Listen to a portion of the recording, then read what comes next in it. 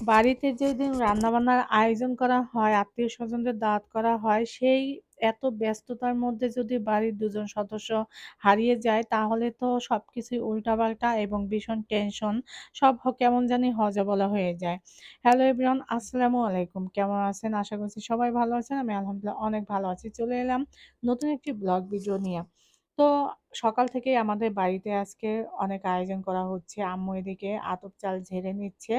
এটা করে এখন চাল ভিজাবে। চালগুলো রেডি করে এখন এটা ৫-১০ মিনিট ভিজিয়ে রেখেছিল। এখন এটা মেশিনে পাঠায় দিবে। যেহেতু পিঠা করা হবে আর চিতই পিঠা। আজকে কিন্তু আমাদের এখানে প্রায় ১৫-১৬ কেজির মতো চাল ইয়ে করেছে। আর বাড়িতে যেদিন বড়, বড় রান্নাবান্না হয়, আমি অন্যদিন রান্নাবান্নার ধারে কাছেও যাই না। শুধু শাকসবজি যখন তোলা হয় সেগুলো করে এনে দেই। কারণ ওইগুলো আমার বরাবরই খুবই ভালো লাগে। আমি ছাড়া অন্য কেউ করলে আমি তখন রেগে যাই যে, "এগুলো আমি তুলবো, তোমরা কেন তুলছো?" এরকম একটা অবস্থা। আর বড়, বড় রান্নাবান্না হলে সেই রান্নাগুলো আমাকেই করতে হবে। এটা আর করতে আমার ভীষণ ভালো লাগে। টুকটাক রান্নাবান্না থেকে যখন বড়সড় রান্নাবান্না হয়, উম আ রোস্ট, পোলাও বা বেশি পরিমাণে মাংস, এগুলা লাকড়ির চুলায় বিশেষ করে বসাইতে আমার খুবই ভালো লাগে। আর এই কাজটা সবসময় আমাকেই করতে হয়। সেটা বাবার বাড়ি হোক বা শ্বশুরবাড়ি হোক, আমিই করি এগুলো। আমার ভালোও লাগে।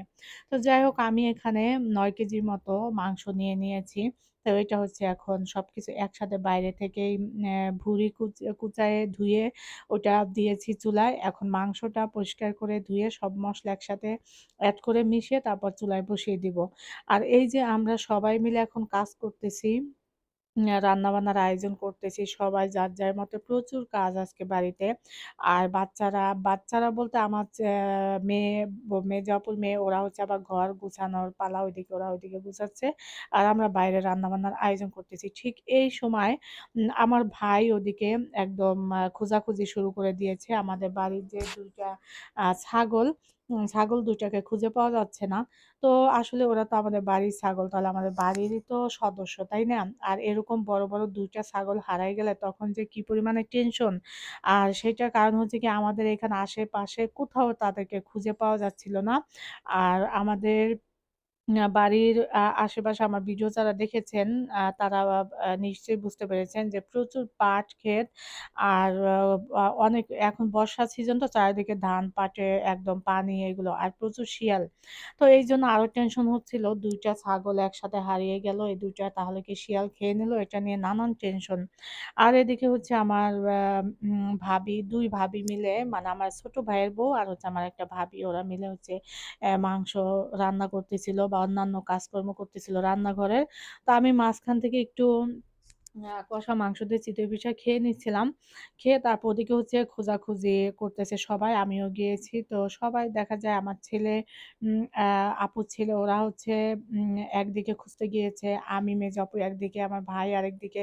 তারপর আমাদের এই গ্রামে আশেপাশে সব খোঁজা হয়েছে। কোথাও পাওয়া যাচ্ছিল না। টেনশন তো একদম পুরাই, মানে কি একটা অবস্থা। তো যাই হোক, আমাদের এইদিকে খুঁজে না পাওয়ায় পরে আমার ভাই আর মেজো আপু আমাদের সামনের গ্রামে গিয়েছে।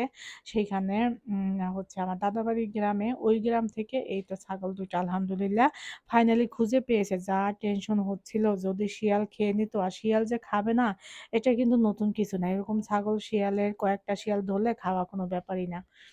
আর ছাগল ২ টা কিন্তু শরীরেও ভালো না। ওদের হচ্ছে একটু পেট খারাপ হয়েছে কয়েকদিন যাবৎ। যার কারণে আরো টেনশন। কারণ ওরা তো প্রচুর দুর্বল।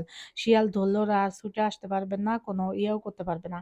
তো যাই হোক, খুঁজে পাওয়ার পরে তো ওদেরকে হচ্ছে জায়ানা খুব খুশি। ১ম মন খারাপ হয়েছিল, এখন পেয়ে খুব খুশি। জায়ান ওর আব্বুর সাথে ছাগল ২ টাকে খুব সুন্দর করে গোসল করাচ্ছে।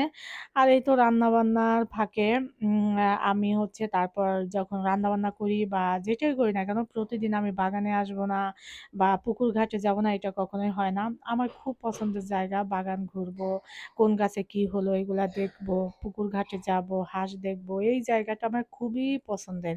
এই জায়গায় আমি প্রতিদিন একবার হলেও আসি। আমার খুবই ভালো লাগে। কিন্তু দুঃখের বিষয় হচ্ছে কি, বৃষ্টিতে পরের দিনে এই জায়গাটা পুরো ডুবে গেছে। একদম এখানে আসার মতো আর জায়গা ছিল না।